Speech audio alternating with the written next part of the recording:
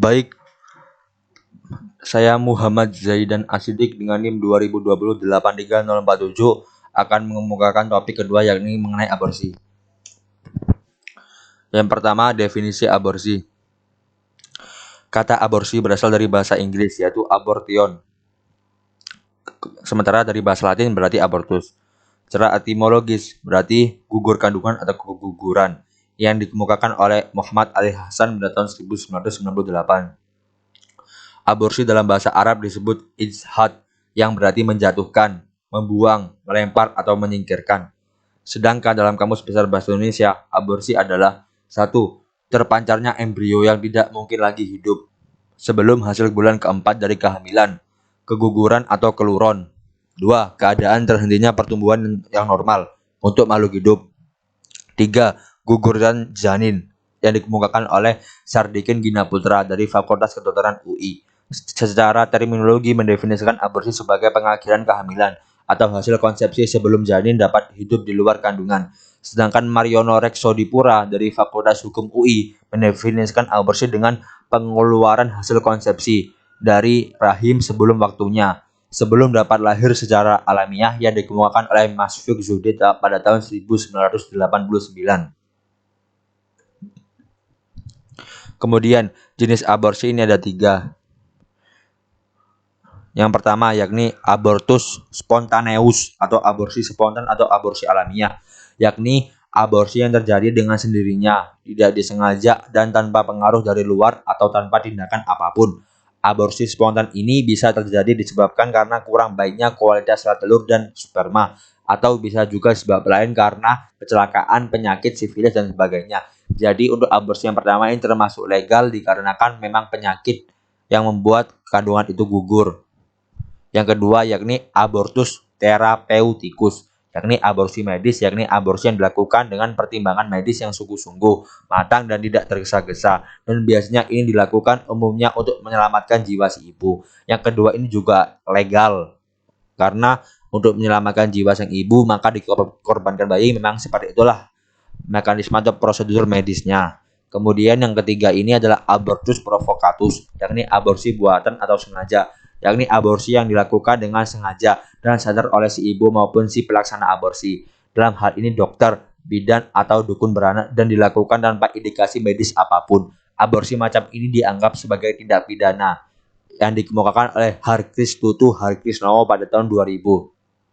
Yang ketiga adalah aborsi yang ilegal karena tidak ada dasar yang kuat untuk aborsi dan dilakukan secara sesuai keinginan sendiri tanpa alasan yang jelas. Mengapa ada orang yang melakukan aborsi? Ada 2 alasan. Yang pertama, bagi perempuan yang belum atau tidak menikah, alasan melakukan aborsi diantaranya karena masih berusia remaja.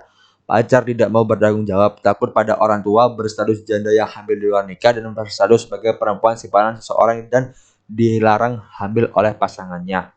Yang kedua, pada perempuan yang sudah menikah, alasannya antara lain karena kegagalan alat kontrasepsi, jarak kelahiran yang terlalu rapat, jumlah anak yang terlalu banyak, terlalu tua untuk melahirkan, faktor sosial ekonomi, yakni tidak sanggup lagi membiayai anak-anaknya dan khawatir masa depan anak tidak terjamin.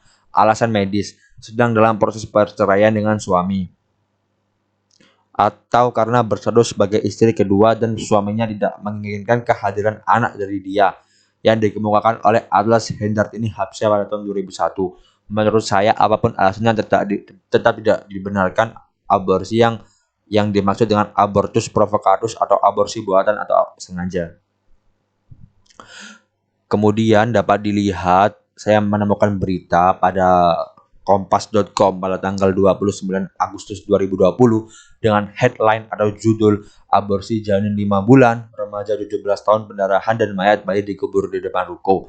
Di sini saya melihat menurut opini dan pandangan saya ada HAM yang dilanggar, yakni 1, HAM bayi, yakni hak untuk hidup dia tercoreng atau terlanggar. Yang kedua, hak untuk sehat bagi si ibu itu juga pelanggaran HAM karena dia mengalami pendarahan. Mengapa hal ini dapat terjadi? Dapat dilihat pada berita karena ternyata kedua pasangan ini melakukan hubungan gelap di luar nikah.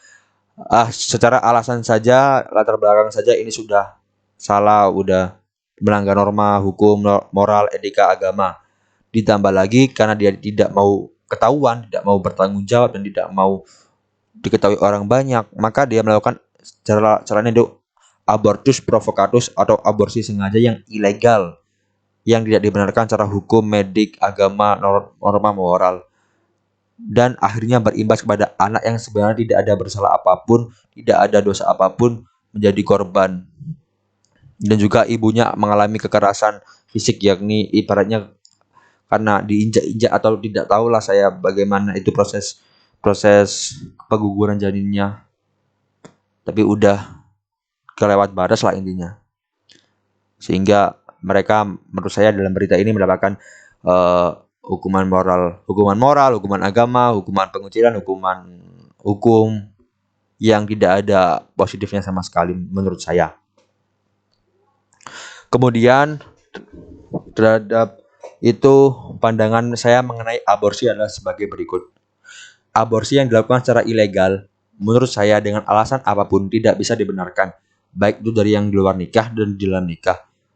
Hal ini dikarenakan janin yang sudah di dalam kandungan harus mendapatkan HAM-nya, yakni hak untuk hidup. Selain hak bayi, ibunya biasanya, apalagi dari yang hamil di luar nikah, dapat membuat mental dan kesehatannya turun drastis. Untuk kesehatan dapat terjadi penyakit, cacat, dan kanker yang diakibatkan oleh cara aborsi yang tidak benar sesuai medis. Kedua, dalam masalah mental, psikis, dan sosial sudah pasti si ibu akan merasa malu, bersalah, dan bahkan ingin bunuh diri.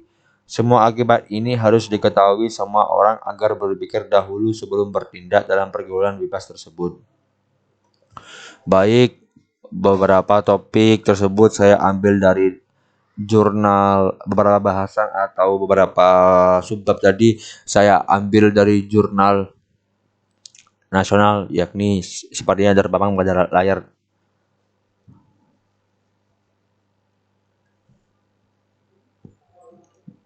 Baik, sekian untuk topik aborsi.